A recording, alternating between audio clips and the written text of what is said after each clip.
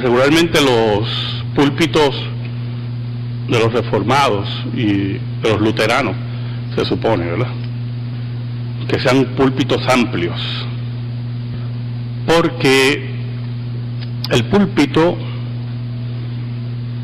es la exposición del don de profecía, y regularmente pues los predicadores que eran responsables con la palabra pues tenían un púlpito amplio para tener referencias en la predicación. Otros tenían el don increíble de citar muchas cosas de memoria, un don muy especial y muy raro, muy raro.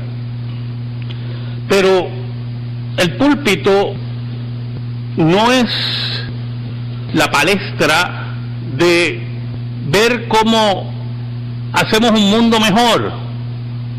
El púlpito no es la palestra para ver a quién agradamos más. Esa es una labor de los políticos. El púlpito es donde Dios, por medio de su palabra, le va a hablar a su pueblo. Hace varios días, ¿verdad?, comenzó el mundial de soccer o de fútbol. Yo voy a usar la palabra balompié, porque fue la palabra en que me crié, y segundo, porque no le veo la necesidad a una palabra tan linda como balompié, añadirle fútbol y soccer. Y los que me conocen aquí, empezando por Miguel Flower y terminando por George, saben que a mí no me gusta el balompié. Siempre lo consideré aburrido. Me sentaba a ver y decía, pues, vamos a ver si le busco el gustito a esto. Pero la verdad es que me aburría terriblemente. Y cuando los juegos terminaban 0-0 me molestaba. O sea, era una combinación de aburrimiento y molestia terrible. Pero algo ha ocurrido esta semana conmigo. Me he puesto a ver los juegos de balompié y he decidido buscarle el gusto, pero imponérmelo. Y lo he logrado. A nivel tal que he visto varios partidos y he tratado de identificarme con equipos mediante políticamente hablando, racialmente hablando. Cuando estaba jugando Costa Rica, que se podía llamar que es la cenicienta del mundial, ¿verdad? Y cuando entró a octavos de finales, aquello fue una fiesta en Costa Rica, y si yo llego a estar en Costa Rica, yo hubiera también fiestado con ellos. Pero entonces me puse a meditar de lo maravilloso de la vida y cómo podemos disfrutar de deportes, del arte, de la música, como cristianos, como reformados, como gente que hemos conocido la palabra de Dios. Y quiero que me acompañen al pasaje de Hechos 17 que hemos leído en la liturgia, versículos del 22 al 31, que hemos conocido la palabra de Dios y afirmamos con el apóstol Pablo que Dios ha creado todas las cosas y a Él le pertenecen. Que aquí Satanás no es dueño de nada, que aquí Dios es el dueño de todas las cosas. En ese sentido, el cristiano está llamado a quitarle a Satanás y al reino de las tinieblas todo estigma sobre todo detalle en este mundo, porque este mundo pertenece a Dios. En Japón, Hay un parque llamado, vamos a ver si lo puedo pronunciar, es larguito, Aokigahara, el parque Aokigahara, conocido como el parque de los suicidios. Hay letreros en todo el parque pidiéndole a la gente que no se suicide. Gente que ha perdido el sentido de la vida, lo maravilloso de la vida.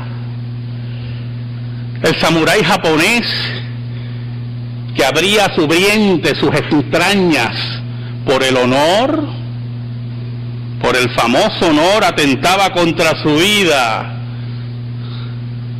no valorizando la vida que Dios le dio, ni disfrutando ni entendiendo los decretos de Dios, ni la providencia de Dios en su vida. Ese concepto de honor contrario a la revelación bíblica. El verdadero budista, como dice un autor, que se entregaría a un león para saciar su hambre. Como si el hambre de un animal tuviera más valor que la vida humana.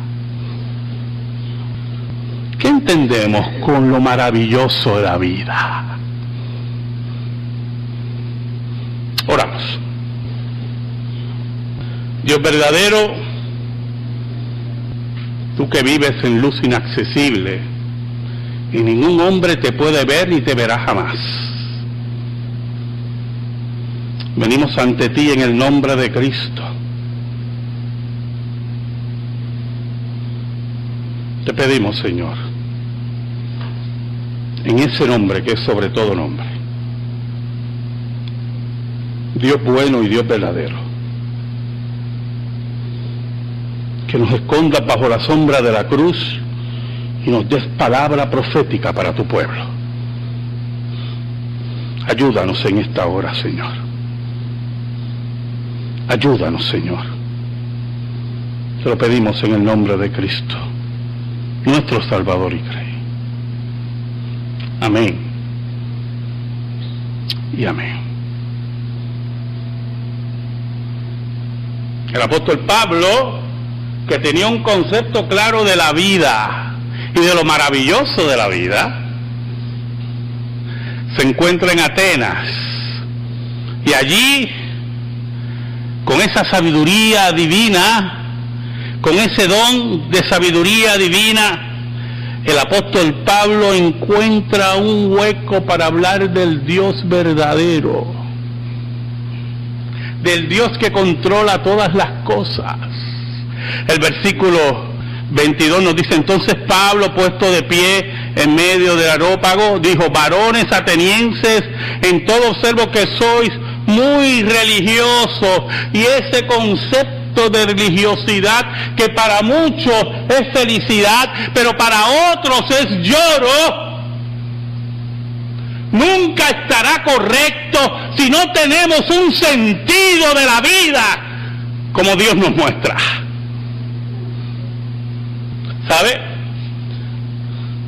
Volviendo a Japón, el autor Ian Bruma, en su libro El precio de la culpa, hablando de la Segunda Guerra Mundial y de la culpa de los japoneses y de los alemanes, ese concepto de la culpa, nos habla de las acciones de los japoneses, y él dice: los saqueos en Nankín y Manila, los esclavos obligados a trabajar hasta la muerte en el ferrocarril de Birmania, los brutales campos de prisioneros de Singapur a Sumatra y los millones de muertos en China han dejado cicatrices permanentes en la historia de Asia.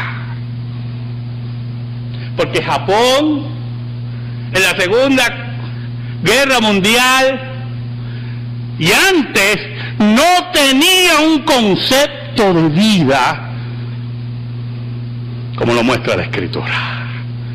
Y por lo tanto, en sus guerras y en su orgullo imperial, estaba dispuesto a convertirse en una máquina de moler carne por adelantar sus intereses. Japón fue culpable de todas estas atrocidades porque su concepto de la vida estaba dictado desde el trono de la flor de loto y los dioses shintoístas, como dice nuestro autor. Esos dioses shintoístas que más que dictar moral y reglas, y esto es muy importante, más que dictar moral y reglas, lo que querían era respeto. Y por lo tanto, la moral y la regla se le dejaba a la mentalidad caída del ser humano. Por lo tanto, cuando hablamos de religiosidad, cuando el apóstol Pablo nos habla de religiosidad, esa religiosidad, si no responde al concepto de la vida que Dios nos ha dictado, esa religiosidad traerá muerte, tristeza, traerá el fin de los conceptos correctos de vivir la vida. El apóstol Pablo en el versículo 23 dice: porque pasando y mirando vuestros santuarios, hallé también un altar en el cual estaba esta inscripción: al Dios no conocido, al que vosotros adoráis, pues sin conocerle es a quien yo os anuncio. Eran hombres religiosos, eran hombres que rendían culto a estatuas, eran hombres que rendían culto a imágenes, pero al Dios verdadero, que posiblemente le llevaban algunas ofrendas, no lo conocían. Y el concepto de la vida del griego estaba sumergido en la tragedia, en la moira, en el destino ciego. Nosotros, los que hemos conocido a Dios, tenemos un sentido de la vida muy diferente. Y tenemos un sentido de la vida muy diferente porque Dios nos ha dictado ese concepto de la vida. Hay un corito muy famoso: solo Dios hace al hombre feliz. ¿Te lo he oído? Esa primero es verdad. Lo segundo es que es mentira. La vida es nada. Como la vida que Dios nos entregó, como la vida que Dios construyó para nosotros, como la vida que está gobernada por la providencia y sus decretos, es una vida vacía y sin nada. Nuestra vida está imbuida en Dios. Nuestra vida disfruta a Dios. Nuestra vida dice como el salmista: quiero estar en sus atrios para ver la hermosura de Jehová. Ese concepto de la vida permeó la Reforma, permeó a la teología reformada, pero sobre todo permeó el concepto de la vida según el presbiterianismo. Por eso, la primera obra importante contra la esclavitud, que fue escrita en el 1700, The Selling of Joseph, la venta o liquidación de José, fue escrita por un calvinista, Samuel Sewall. Porque para Samuel Sewall era una aberración que ningún humano pudiera disfrutar de la vida que Dios le dio, que no disfrutara de la hermosura de Dios. Por eso Henry Van Dyke, laico presbiteriano de finales del siglo XVII, era un erudito, era un poeta, era un diplomático, porque para él la política, la poesía, la erudición pertenecía a Dios y se gozaba y vivía de ella, porque esos linderes, esos estadios pertenecen a Dios.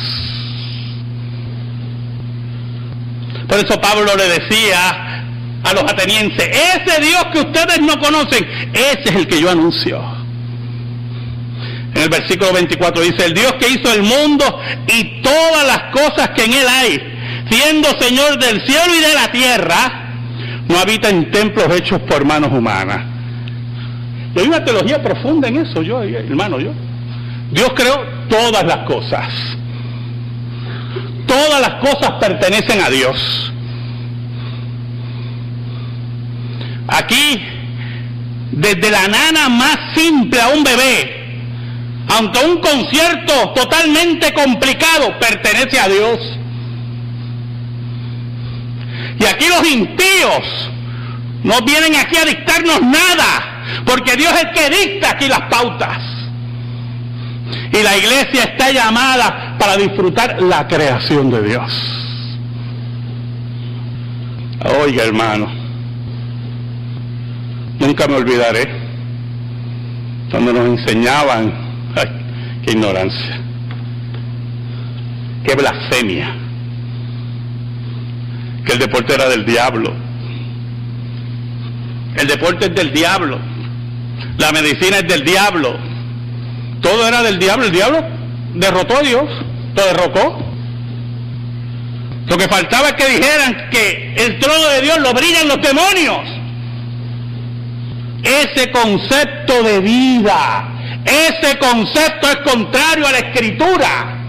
La vida, la maravillosa vida que Dios nos dio, Dios la controla.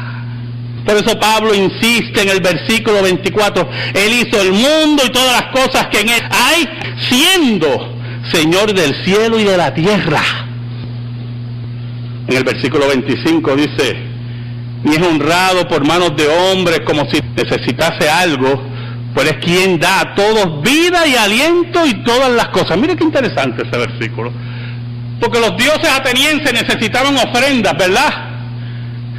Como los dioses aztecas, como los dioses mayas, y sacrificios, y necesidades. Y entonces todo se resumía al hambre de ese Dios, a la satisfacción de ese Dios, y no eran fieles como el himno que cantamos. Oh, no, esos dioses no eran fieles.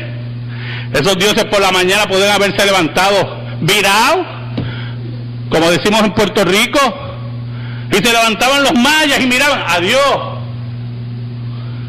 el sol está negro. Y empezaban los sacrificios y el ruido. En China, cuando había un eclipse solar, en unas áreas en China, porque China es una cosa inmensa, había unos grandes tambores y se tocaban duros, porque creían que una serpiente se había comido el sol. Entonces con eso espantaban a la serpiente, y como veían que de momento el sol volvía a brillar, ya espantamos a la serpiente. Todos esos conceptos contrarios a la vida que Dios nos dio, nos dicen, hermanos, el mundo dice que Dios no controla nada. La Biblia dice que Dios es dueño de todo. Desde el pito del árbitro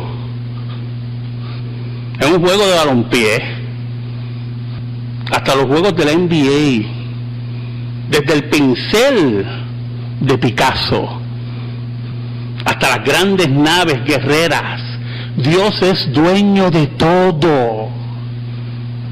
Dios le ha dado la capacidad a los hombres para eso, los dones. Y nosotros como iglesia estamos llamados para disfrutar eso, porque eso es de nuestro Padre. Añade el apóstol Pablo, pues es el quien da a todos vida, mire eso, y aliento y todas las cosas. ¿Usted oyó eso? ¿Usted se cree que Picasso se ganó lo que hizo? Ese don se lo dio Dios.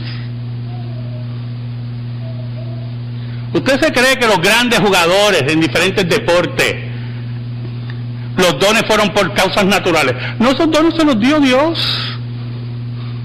Como dice el apóstol Pablo, como también se los puede quitar.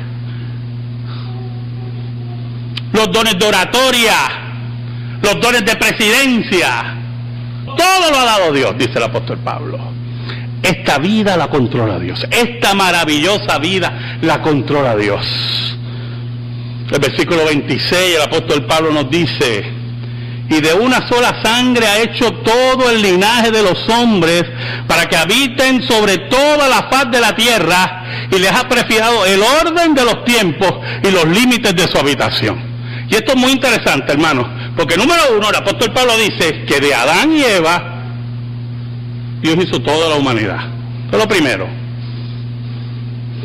Aquí los enemigos de la creación, con su mentira evolucionista, no tienen cabida y tendrán su día. Pero hay algo más importante aquí. ¿Sabe ese concepto del orden de los tiempos y los límites de su habitación, hermano? Qué importante es el orden de los tiempos. Y nosotros no pensamos esas cosas. Qué importante para un agricultor saber el tiempo de lluvia,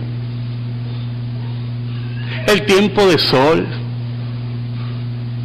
Qué importante que sepamos a qué hora entramos y a qué hora salimos. Esos tiempos los ha puesto Dios. Qué importante que el sol salga por la mañana. El día que el sol no salga por la mañana, y no piense que está nublado, el día que el sol no salga por la mañana, hermano, ya no estamos aquí. Se lo puedo asegurar. Y los científicos en la astronomía, en la aeroespacial, dependen de esa cualidad, de ese ajuste fijo, para hacer todos sus cálculos. Porque si el tiempo fuera loco, mira, no sabemos si el sol sale mañana, si todas las cosas fueran así. Pero Dios, que da la vida y tiene el control de todas las cosas, nos dice que todas las cosas son en orden para el disfrute de nosotros. ¿Sabe, hermano? Las veces que yo estaba en Estados Unidos, sinceramente me he impresionado de la habilidad exacta de los meteorólogos en Estados Unidos. Y me di cuenta que el trópico es algo impredecible, ¿oyó? El trópico es algo difícil de predecir. No es que los norteamericanos sepan más que acá, ¿oyó? Es que el trópico es difícil de predecir. Y usted mismo, yo los oigo a ustedes, chicos, dijeron que iba a venir lluvia hoy, así los he oído ustedes diciendo. Oye, venía calor y mira este aguacero, porque el trópico es así. Pero cuando las estaciones están bien marcadas, la predicción es bien fácil. Entonces, me acuerdo que en una ocasión, yo estaba en los Estados Unidos y habían pronosticado nieve, pero una tormenta de nieve donde yo estaba. Yo nunca había visto nieve. Oye, hermano, y me levanté a las 5 de la mañana a ver que había caído una tormenta de nieve. Y a las 7 salí para tocar la nieve. Y al otro día estaba aborrecido de la nieve. Y yo estaba orando que los meteorólogos se equivocaran, pero ninguno se equivocó. Todos decían que iba a durar 5 días la tormenta, y 5 días tardó. Esos límites y esos tiempos los pone Dios. Y es tan exacto para que usted planifique su vida, para que usted disfrute su vida y sepa hacer las cosas como debe ser, en orden. Por eso los reformados aprendimos, escuche bien, que ningún reformado llega tarde a su trabajo. Número 1, a menos que ocurra algo, ¿verdad? Entonces Dios, y mucho menos adorar a Dios, al Dios que lo creó usted, porque Dios nos ha puesto tiempos y límites para que nosotros, mire, sepamos cómo hacer las cosas. El desorden no pertenece a Dios. El orden es de Dios. Esta maravillosa vida en la cual le damos la gloria a nuestro Dios nos mueve a fundar escuelas, universidades, promover las artes, la música, la diversión sana, deportes, porque todo eso pertenece a Dios. ¿Sabe algo? Yo estaba comentando una vez con Miguel, me estaba hablando de un tipo de caricatura japonesa, un poquito depresiva, la caricatura que él me narró. Y yo le decía que esto era reflejo de la cultura japonesa. Pero le dije algo que a nosotros se nos escapa. La cultura norteamericana es la gran creadora de los parques temáticos, ¿verdad que sí? Disney, Busch Garden, todas esas cosas. Universal, las ferias internacionales. Todavía usted va a Nueva York y la gente recuerda la feria de Nueva York, que yo no sé, creo que fue a principios del siglo XX, y todavía venden cosas de eso. ¿Y sabe de dónde viene eso, hermano? ¿Sabe de dónde viene eso? El concepto de vida presbiteriano. Y usted dirá, ¿cómo? ¿Qué tiene que ver Walt Disney con esto? ¿Qué tiene que ver Universal? Lógico, a ellos no les importa a Dios, pero la cultura que marcó la reforma en Estados Unidos le enseñó que esta vida pertenece a Dios. Y esta vida es para vivirla y gozarla sanamente. Y ese concepto que marca la cultura norteamericana los lleva a crear diversión. Y usted veía a los norteamericanos, los ve todavía, ¿verdad? Muchos de ellos que van, eso ni saben que eso viene del concepto de vivir la vida y disfrutarla, sabiendo que Dios ha marcado los tiempos. Escuche bien, los tiempos, y el domingo era frente a Dios, adorándolo solo a Él. Por eso cada parque temático, cada tienda cerraba en domingo, porque Dios nos dio 6 días para eso. Y usted dirá, pero mire, pastor, hoy es que el pecado trastoca todas las cosas, pero eso no significa que Dios no sea el dueño. Todo aquel que trastocó lo que Dios creó, un día tendrá su día, un día tendrá juicio. Pero eso no significa que nosotros no disfrutemos de esas cosas. Esas cosas son de nuestro Padre. Mire cómo dice el apóstol Pablo: para que busquen a Dios. Mire qué interesante. Dios pone tiempo, los lugares, todas las cosas, tiene el orden. Ha creado todas las cosas para disfrutarlas. Para que busquen a Dios, si en alguna manera palpando puedan hallarle, aunque ciertamente no están lejos de cada uno de nosotros. Oiga, qué cosa tremenda. Está en la flor que usted admira, en el poema que suena hermoso, en la música que escucha, porque Dios es el creador de todas esas cosas, en el arte que ves en un museo. Pero cuando los enemigos del concepto de la vida tocaron las puertas de la reforma, empezaron a prohibir, y el arte es pecado, y el teatro es pecado, y todo era pecado, y convirtieron esta vida en una desgracia, contrario a lo que dice la Escritura. El seminario de Princeton, hoy, un antro de iniquidad. Cuando el seminario de Princeton le daba la gloria a Dios, cuando era una escuela para la verdad y por la verdad, fundó la primera cátedra de misiones. Los primeros misioneros eran calvinistas y se movían porque no solamente querían llevar el evangelio, sino la vida que Dios les había dado. Allí estaba el doctor Livingstone en África, no solamente llevando medicina, descubriendo ríos, descubriendo selvas, llevando el evangelio de Cristo, enseñándole a los africanos cómo vivir la vida. Dice el apóstol Pablo, En el versículo 28.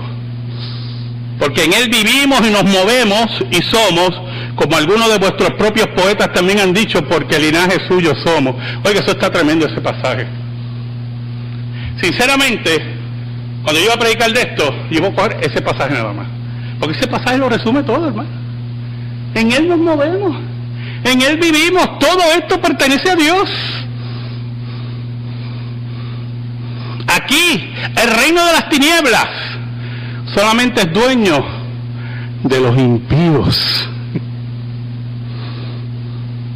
Y del lugar que los impíos se atreven a profanar, en el arte, en la música, en la ciencia, y un día tendrán su juicio, porque aquel que profana el arte, la música, la ciencia, los deportes, está profanando lo que Dios ha creado, lo que Dios nos ha dado para disfrutar a esta maravillosa vida. El versículo 29 nos dice: siendo pues linaje de Dios, no debemos pensar que la divinidad era semejante a oro, plata o piedra, escultura de arte o de imaginación de hombre. Mira qué interesante, hermano. Ya que somos linaje de Dios, no confundamos a Dios, y esto es lo importante, con las diversiones. Todo tiene su lugar. No confundamos a Dios con imágenes de arte. No confundamos a Dios con cualquier acción. Todo eso usted lo hace para la gloria de Dios, porque eso pertenece a Dios, pero nunca lo confundas con Dios. Por eso, cuando alguien me dice que no puede ir a la iglesia porque tiene que trabajar, ¿confundió a Dios con su trabajo? Cuando alguien me dice que no puede ir a la iglesia por la razón que sea, la razón que puso, confundió a Dios. Ese es el problema aquí, hermano, que sabemos dónde poner las cosas, dice la Escritura. El versículo 30 dice: pero Dios, habiendo pasado por alto los tiempos de esta ignorancia, ahora manda a todos los hombres en todo lugar que se arrepientan. El apóstol Pablo le dice a esta gente: ya Dios es dueño de todo, Dios controla todas las cosas, nos movemos en Dios. Arrepiéntete, porque lo que estás haciendo contra Dios, en el deporte, en la ciencia, en tu trabajo, un día vas a dar cuenta. La primera pregunta del Catecismo Menor: ¿cuál es el fin principal del hombre? El fin principal del hombre es glorificar a Dios y gozar de Él para siempre, hermano. Gozar de Él para siempre. ¿Cómo tú gozas de Dios? Gozas aquí con la comunidad de fe. Gozas aquí viniendo a tomar los sacramentos. Gozas aquí recibiendo la palabra, viviendo la vida cristiana. Gozas fuera de la comunidad de fe, hermano, en tu trabajo. Gozas en los deportes. Gozas en el arte. Gozas en la ciencia. Porque sabes que tu trabajo es para la gloria de Dios y todos esos linderes pertenecen a Dios.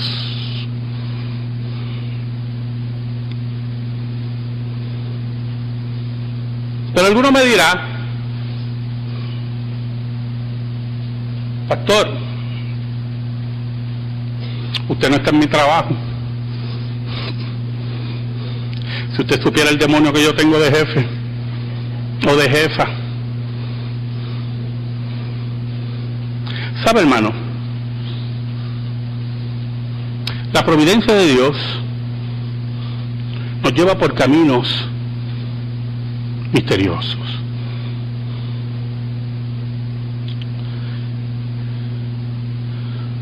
Juan Carlos Ryle enseñaba en El secreto de la vida cristiana que muchas veces los cristianos nos olvidamos de doblar rodillas y nos olvidamos que dependemos de Dios, y Dios se encarga de acordarlo.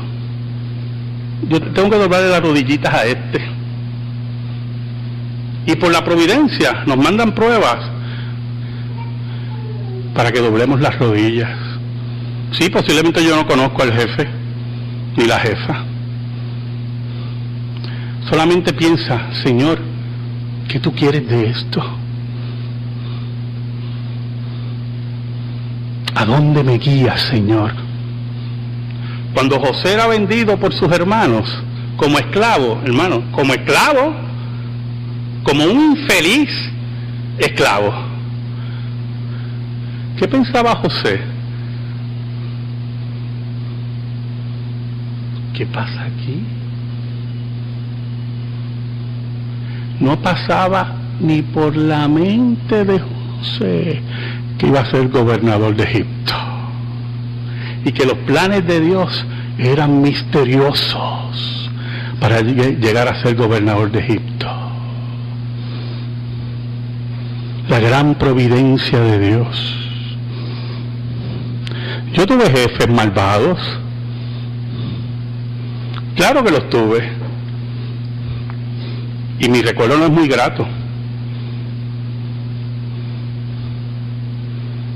pero me enseñaron a saber cómo no tratar a un ser humano.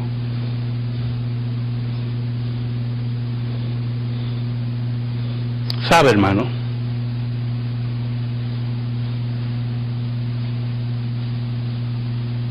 Versículo 30 nos llama al arrepentimiento, pero hay una base muy fuerte para eso, para llamar al arrepentimiento. Gandhi llamaba a la India al arrepentimiento. Escuche bien, por las castas, por el trato a los intocables. Llamaba arrepentimiento al imperio inglés.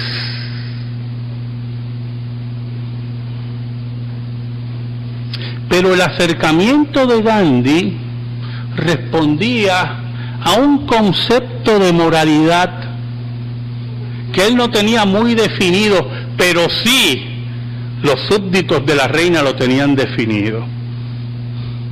Y era hora de oír la ley de Dios que estaba en sus corazones. Porque los súbditos de la reina venían de una cultura cristiana y sabían, poco a poco, oían que lo que estaba ocurriendo en la India no era parte, no tenía parte con la ley de Dios. Pero había una base fuerte para eso, una base fuerte moral para eso. No eran los dictados difusos de los 300 millones de dioses que hay en la India, algunos con cultos a las ratas, otros a las vacas, otros yo no sé qué. No, ellos tenían una base bien fuerte, y Pablo la dice aquí en el versículo 31.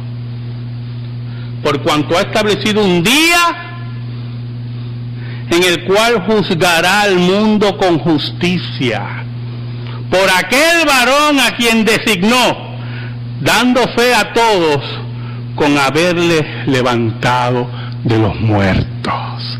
La tumba vacía indica que Cristo juzgará a todo el mundo, porque los muertos no pueden juzgar a nadie, y los dioses difusos del hinduismo tampoco, y las bases de la moralidad del hinduismo totalmente tergiversadas. El grito que se da a la mentalidad del imperio inglés toca sus fibras, porque la ley de Dios estaba en sus corazones. Y aunque algunos se resistían y otros cedieron porque no podían hacer otra cosa, la ley de Dios estaba ahí, estaba presente. Y esa ley se ratifica en la tumba vacía. Oiga, hermanos, en esta tarde yo te digo a ti, disfruta la vida. Esta vida te la dio Dios. Pon los linderes según la ley de Dios, pero que nadie te diga a ti que esta vida es vana. Este mundo pertenece a Dios. Y todo aquel que se lo quiera dar a Satanás no tiene parte y suerte con la iglesia. Amén. Gracias te damos, Señor. Gracias te damos en esta tarde. Y te pedimos, Señor, que esa palabra se quede en nuestra vida y en nuestro corazón. En el nombre de Jesús. Amén. Amén. Estamos en silencio, hermano.